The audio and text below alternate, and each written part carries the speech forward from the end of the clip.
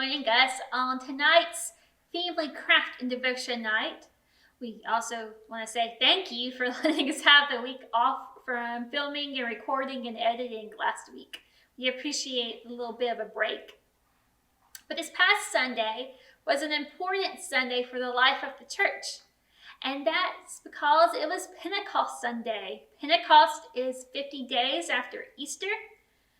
In between that time, between Easter, Jesus rose from the dead on Easter.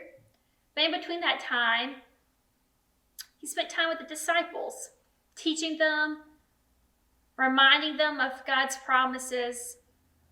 And then he went back to heaven to be with his Father. And so that kind of left the disciples going, what do I do now? What do we do? We have these instructions, but we're kind of scared. And so on Pentecost, all the disciples and all the followers of Jesus were gathered together in the upper room.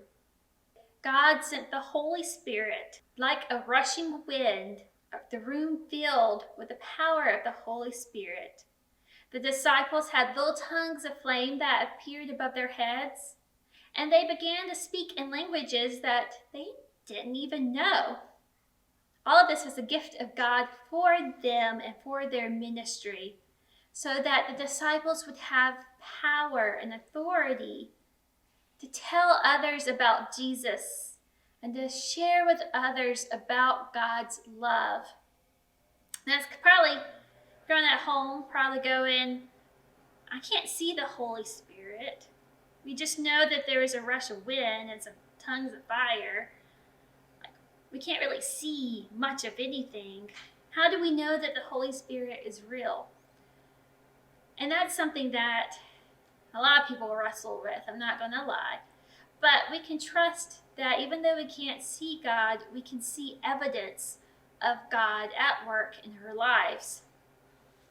So we have a little science experiment to show that even though we might not be able to see something, it still has an impact on our lives.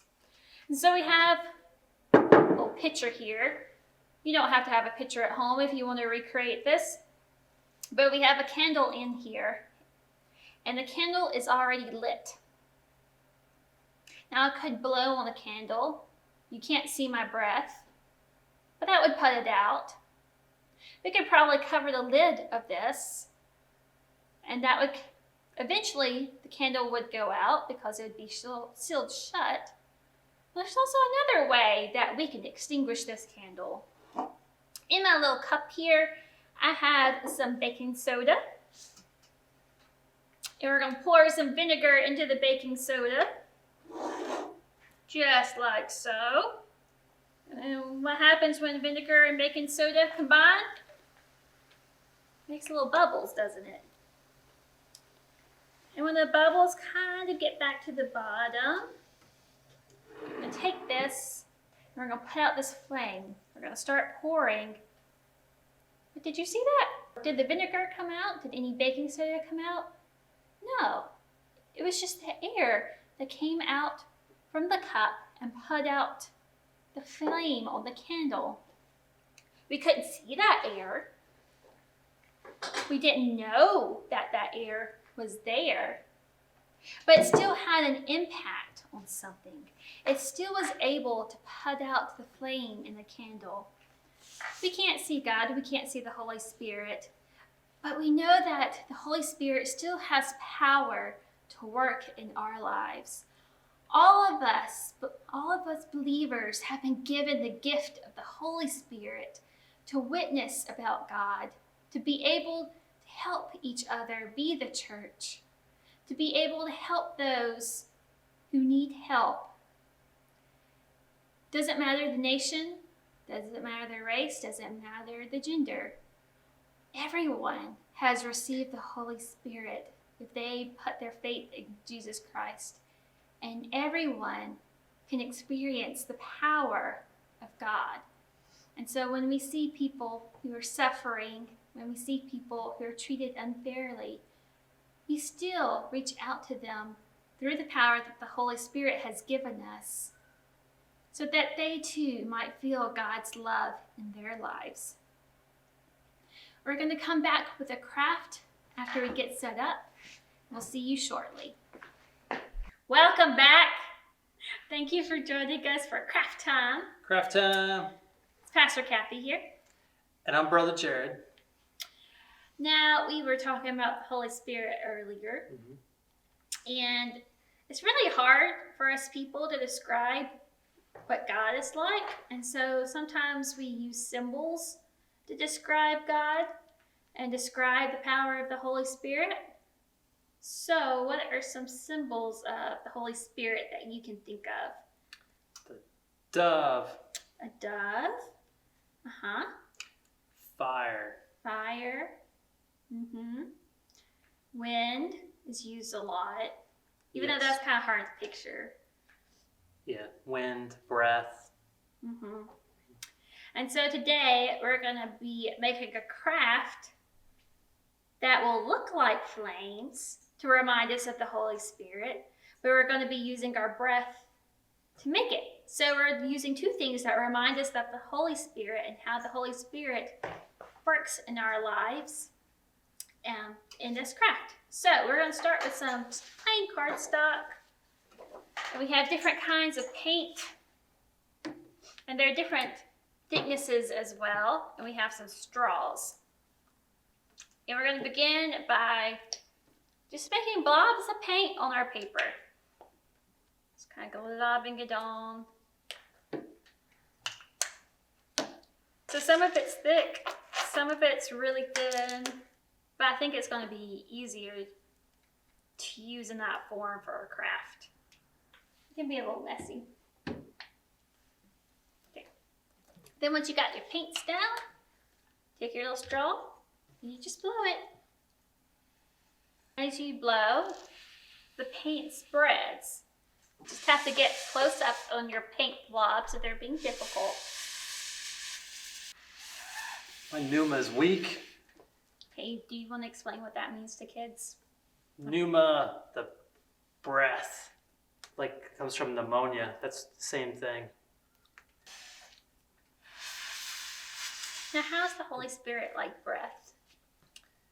It breathes out onto people. Kind of like when the Lord breathed onto Adam, formed him out of dirt. And then he breathed onto him and he gave him life. But the Spirit of God rested on Adam and he came alive.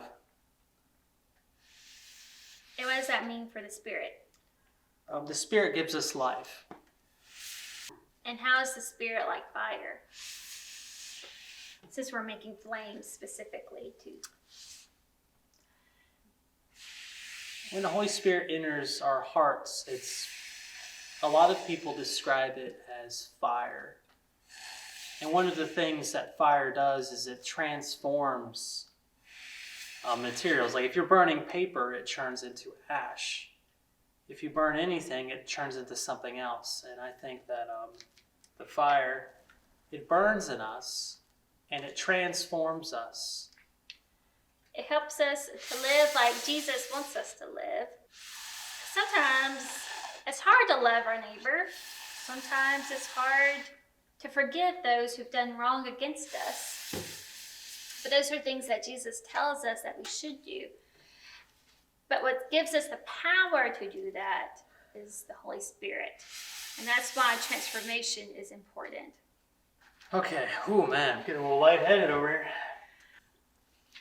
And the more paint you have on here, and the longer you blow at it, the more you can control what shapes your flames are making and what direction your flames are going in.